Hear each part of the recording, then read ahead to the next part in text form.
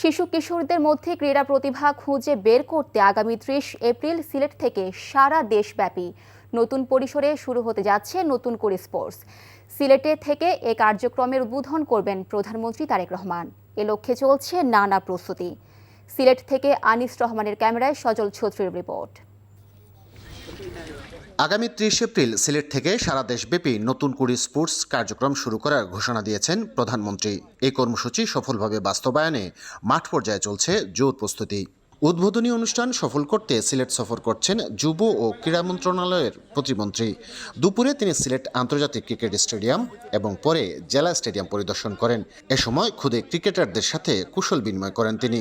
প্রথম পর্যায়ে অংশগ্রহণ করবে আমাদের প্রত্যেকটি উপজেলার যে দলীয় যে টিমগুলো থাকবে এবং সেখানে ইন্ডিভিজুয়াল স্পোর্টস থেকে শুরু করে দলীয় যে ইভেন্টগুলো রয়েছে সকলে অংশগ্রহণ করবে।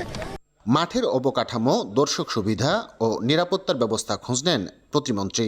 জানান, নতুন কুড়ির মাধ্যমে জাতীয় পর্যায়ে উঠে আসা খেলোয়াড়দের ধাপে ধাপে ক্রীড়া ভাতার আওতায় নিয়ে আসার পরিকল্পনার কথাও।